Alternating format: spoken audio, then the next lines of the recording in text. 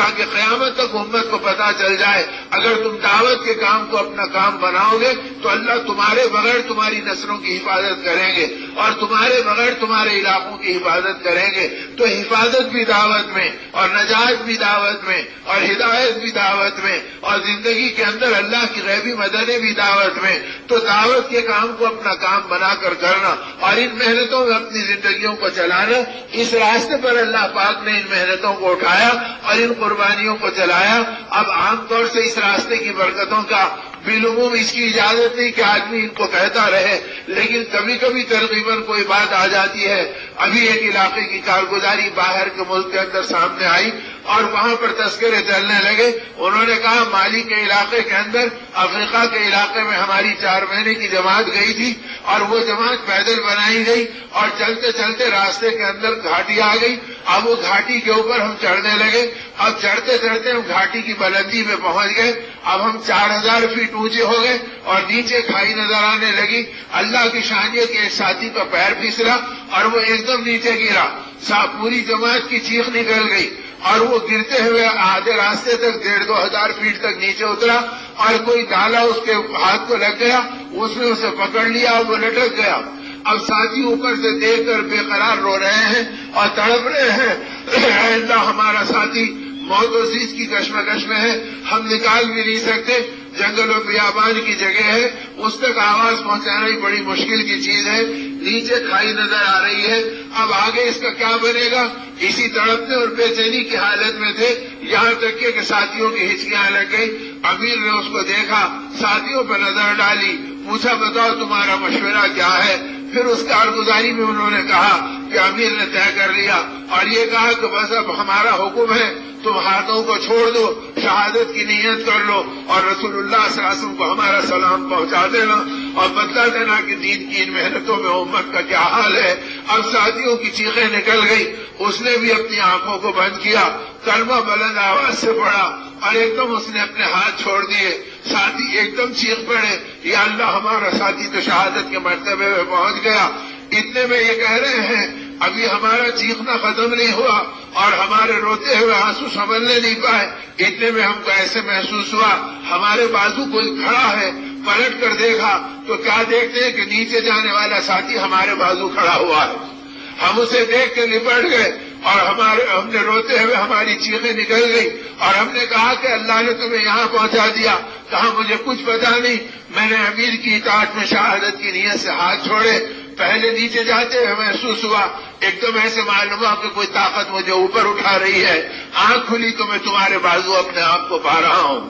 تو میرے دوستوں اور میرے بزرگوں, یہ اللہ کی وہ غیبی مددیں ہیں جو اللہ آج بھی اپنی قدرت سے دکھا رہے ہیں. اور بقول حضرت مولانا صاحب رحمۃ اللہ علیہ کے, اللہ قیامت تک اپنی قدرت کو دکھائیں گے اور اپنی نصرت کو بدلائیں گے. اللہ بدلے نہیں, ان کی قدرت میں کمی آئی نہیں. ضرورت اس کی ہے کہ دعوت کو اپنا کام بنایا جائے اور ایمان کی محنتوں میں اپنی زندگیوں کو جھونکا جائے اور یہ طے کیا جائے کہ اللہ کے دین کا کام ہمارا کام بنے اور ایمان کی محنتوں میں ہماری جان لگے اور انہی فکروں کو ہم صبح اور شام اپنی زندگی کا ذوق بنائیں اور اسی کے اندر ہم اپنے آپ کو چلانے والے بنے. اس لیے کہ اس سے محبوب ترین کوئی اور عمل نہیں اور اس سے مقدم ترین کوئی اور عمل نہیں کہ جس کے اندر نبی رحمت صلی اللہ علیہ وسلم نے امت کو اٹھایا ہو. اور جب امت اٹھی ہے اللہ نے اپنی قدرت کی غیبی نشانیاں دکھلائی ہیں اور اپنے کرم کی چادر بچھائی ہے. اور جب دعوت کی محنت نکل گئی تو وہ امت جو سارے عالم کو ہدایت کی چادر میں لپیٹنے کے لیے آئی تھی, آج اس کے کلمے کے لالے پڑ گئے, اس کا ایمان خطرے میں پڑ گیا, اس کی اولاد حق کے راستے کے اوپر جمنے سے رہ گئی. اس لیے میرے دوستوں اور میرے بزرگوں, اللہ ہمیں دین کی محنتوں میں لگائے اور ان صفات کے ساتھ لگائے. اور بقول حضرت مولانا سید احمد صاحب رحمۃ اللہ علیہ کے فرمایا, اگر کام کرنے والے اپنی زندگی کو جانچنا چاہیں تو کسی اور کے محتسب مت بنو اور دوسروں کی زندگی مت ٹٹولو, اپنی زندگی کو آپ دیکھ لو. اور اگر یہ دیکھنا ہے کہ میرا دین صحیح ہے تو یہ دیکھو کہ میری دنیا اگر صحیح ہے تو میرا دین بھی صحیح ہے.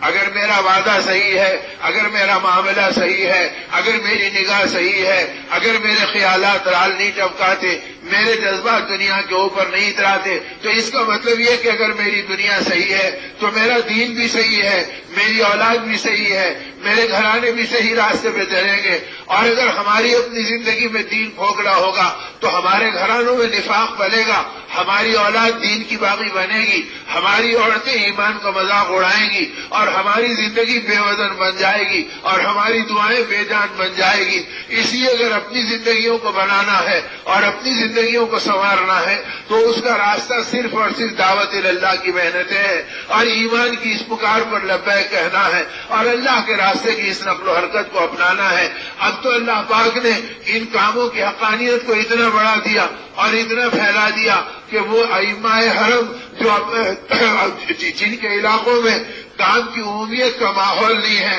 لیکن جب ان کے ہاں علماء حق پہنچے، ہمارے اکابر پہنچے، مولانا محمد عمر صاحب رحمۃ اللہ علیہ اپنے آخری زمانے میں پہنچے اور پہنچ کر دعا کی درخواست کی اور کارگزاری بیان کی تو وہ بے چین ہو کے کہنے لگے، شیخ اللہ نے تمہیں ایک حق کا کام دیا ہے، اب اس پر جمے رہو اور چلتے رہو۔ مولانا فرمایا مجھ پہ گریا طاری ہو گیا اور میں نے رو کر کہا کہ پتہ نہیں کہ ہم حق پر ہے یا نہیں ہے، دعا کر دو کہ اللہ ہمیں حق کا راستہ دے دے۔ تو فرمایا وہ ائمہ حرم بےتاب ہو گئے اور ان کے چہرے متغیر ہو گئے اور ان کی آنکھوں سے آنسو ٹپک گئے، اور کھڑے رہ کر انہوں نے کہا تم کیسی عجیب بات کر رہے ہیں، اگر تم کو اطمینان نہیں ہے تو ہم رکن یمانی اور حجر اسود کے درمیان کھڑے رہ کر قسم کھا کے کہنے کو تیار ہے، اس سے بڑا کوئی حق نہیں جو اللہ نے تمہارے ہاتھوں میں دیا ہے، اور جو تم سے اللہ پاک کام لے رہے ہیں تم ہم سے پوچھو۔ رات کے اندھیروں میں یہ نوجوان نسل سعودی ہمارے پاس آ رہی ہے اور 2-2 بجے رات کو ہمارے دروازوں پہ پہنچ رہی ہے، اور جب ہم دروازہ کھول رہے ہیں تو ہچکیوں میں ڈوبی ہوئی ہے اور پوچھ رہی کہ اس گناہ کا کفارہ بتاؤ، اس غلطی کا مداوع بتاؤ اور توبہ کا راستہ بتلاؤ۔ ہم حیران تھے کہ حکومت جس سے مایوس ہو گئی، خاندان جن سے بے بس ہو گئے، اور آج وہ 2 بجے رات کو توبہ کا راستہ پوچھ رہے ہیں اور حق کے بارے میں کفارہ پوچھ رہے ہیں۔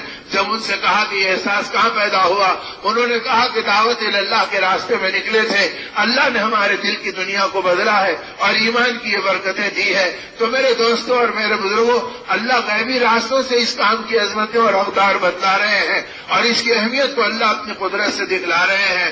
بلکہ اس سے آگے کی بات، مدینہ طیبہ میں ابھی بھی وہ استاد حدیث موجود ہیں شیخ ابو بکر جابر الجزائری، جن کے درس حدیث کے اندر 400 عرب علماء آ کے بیٹھتے ہیں اور روزہ میں مغرب کا عشاء وہاں پر مستقل ان کا حلقہ لگا کرتا ہے۔ ہم بھی برکتاً ان کے حلقے میں سعادت حاصل کرنے کے لیے اپنے دوستوں سے پتہ پوچھ کے جا کے بیٹھے تھے۔ ان کے بارے میں زمانے کے بہت بڑے بزرگ اور اللہ کے ولی مولانا عبدالحلیم صاحب جون پوری رحمۃ اللہ علیہ جو ابھی رخصت ہوئے، انہوں نے اس بات کو وہاں پر سنایا تھا اور یہ فرمایا تھا، ارے ان کے پاس کا خط میرے پاس محفوظ ہے، یہ درس دینے کے لیے آئے اور مسجد نبوی کے صحن کے اندر بیٹھے اور کتاب کھولی اور ایک دم ہچکیوں میں لگ گئے۔ بیٹھنے والا مجمع ان کو حیرت سے دیکھنے لگا اور کہا شیخ کیا بات ہے، آج بہت زیادہ متاثر نظر آ رہے ہیں، اور بجائے اس کے کہ حدیث کا درس دیتے، ان کی آنکھیں پہلے سے ہی سوجی ہوئی ہیں اور یہاں کے بیٹھے تو پھر ہچکیوں میں لگ گئے۔ تو شیخ نے کتاب بند کر دی اور بند کر کر مسجد نبوی کے صحن میں آج کے زمانے میں اس بات کا اعلان کیا اور کہا دیکھو میں نے آج رات خواب دیکھا ہے اور خواب کے اندر میں نے دیکھا ہے کہ مسجد نبوی کے صحن میں قبر ہے اور وہ قبر کھلی ہے اور اندر قبر کے اندر کروٹیں بدلنے کی بے چینی ہے۔ میں سوچ میں پڑ گیا کہ یا اللہ مرنے کے بعد یہ زندگی کیسے، اور یہ تو کروٹیں بدل رہا ہے۔ ایک دم میرے کان میں آواز آئی، صالحین کو اللہ زندگی دیتے ہیں اور نیکوں کے ساتھ اللہ پاک کا معاملہ بلند ترین ہوتا ہے۔ تو پھر فوراً مجھے یہ خیال آیا جب عام صالحین کا یہ حال ہے تو صالحین کے سردار محمد الرسول اللہ صلی اللہ علیہ وسلم کا کیا حال ہوگا۔ تو ایک دم میری نگاہ اٹھی تو مجھ کو آقا کا دیدار نصیب ہوا اور آپ اپنے حجر مبارک سے باب السلام کے دروازے کی طرف چہل قدمی فرما رہے تھے۔ میں نے سوچا چلو آقا کی خدمت میں سلام عرض کروں گا، دبے پیر میں پیچھے پیچھے چلا گیا۔ اب وہ سارا مجمع مسجد نبی میں سن رہا ہے اور وقت کا استاد حدیث ان کو اپنا یہ خواب سنا رہا ہے اور کہنے لگے کہ جب میں قریب پہنچا تو آپ ایک پتھر کی کرسی پہ بیٹھ گئے تھے جو باب السلام کے دروازے کے قریب مجھ کو نظر آئی۔ میں نے ادب سے سلام کیا، رسول اللہ صلی اللہ علیہ وسلم نے میرے سلام کا جواب دیا۔ میں نے کہا اللہ کے رسول امت کے لیے دعا فرما دیجئے۔ جب یہ کہا تو آقا کے چہرے کا رنگ بدل گیا اور اپنی پیشانی کو ہاتھ لگا کے بیٹھ گئے۔ थोड़ी देर में सर मुबारक को उठाया तो सामने से एक मिस्री नौजवान, ये यूरोपी तहजीब के अंदर डूबा हुआ, सामने से गुजर रहा था। आपने उसकी तरफ बेजारगी की आंखों से देखा और बेकरार होकर फरमाया, क्या ऐसी उम्मत के लिए मैं दुआ करूं? फिर फरमाया, तुम लोगों ने मेरा दिल बहुत दुखा रखा है और मुझे बेचैन कर दिया है। मेरा दिल चाहता है कि मैं हिंदुस्तान हिजरत करके चले जाऊं।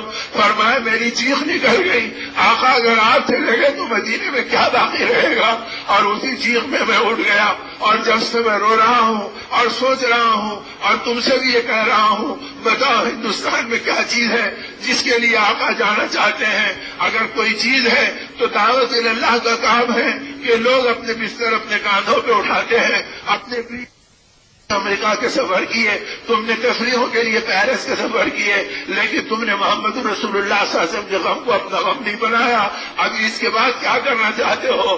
तो कहा कि शेख ने खुद भी रोया और पूरी मजलिस को हिचकियों से हिचकियों में डाला और फरमाया, आज अहद करो कि हम दावत के काम को अपना काम बनाएंगे और इन मेहनतों में चलेंगे। मेरे दोस्तों, खुदा गैबी रास्तों से इस काम का तारुफ करा रहे हैं और खुदा अपने बंदों को इसके ऊपर खड़ा कर रहे हैं। जरूरत इसकी है कि जिनको खुदा ने कबूल किया और हम जैसे निकम्मों को और दुनिया की मोहब्बत में डूबे हुए इंसानों को अल्लाह ने करम फरमाया और पता नहीं किसकी आहों पर खुदा ने हमको कबूल किया और किसकी तड़पने में खुदा ने हमको उनके हिसाब में हमको हमारे दिलों को पलटा और काम की तरफ मायल किया। अल्लाह काम की कदरदानी की तौफीक दे, अपने अमाल को बनाने की सआदत दे, अपने मामलात और माशरत पर निगाह रखने की तौफीक दे, अपने आप को दुनिया की इस हकीर मोहब्बतों से और रद्दी सामानों को मकसूद बनाने के धोखे से निकाल दे और ईमान के कमालात पर अल्लाह हमारी जिंदगियों को चला दे। इसके लिए ये बात कही जा रही है कि अल्लाह मुझको और आपको मौत तक ईमान पे मर मिटने वाला बना दे और इसका मिजाज और ज़ौक़ जिंदगी बनाने के लिए जो तकाज़े हैं 4-4 महीने के और उससे कम ज्यादा के, अल्लाह पाक मौत तक इस पर लगा दे और तकाज़ों पर लब्बैक कहकर अपने औकात को लगाने की सआदत दे दे। इसके लिए मेरे दोस्तों और मेरे बुजुर्गों, अल्लाह मुझे और आपको कबूल करे। हिम्मत करके नियत करके तय करो कि हमारे मशवरे, हमारी फिक्रें, हमारे मुज़ाकरे ये इसलिए है कि अल्लाह का दीन दुनिया में सरबलंद हो और खुदा का गज़ब और कहर ठंडा हो और उनका कहर उनके और दीन के दुश्मनों की तरफ पलट जाए और खुदा जमाने के कारून को धंसा दे और फिरौनों को डुबो दे और खुदा हक को दुनिया में चमका दे और हम जैसे कमजोरों को अल्लाह अपने करम से इस अमाल में कबूल कर ले और दावत इल्लाह के अमाल में चला दे। इसके लिए मेरे दोस्तों और मेरे बुजुर्गों, अल्लाह हिम्मत और सआदत की तौफीक दे दे। हिम्मत करो, नियत करो कि अल्लाह इस काम में कबूल कर ले और अल्लाह मौत तक हम सबको चला दे।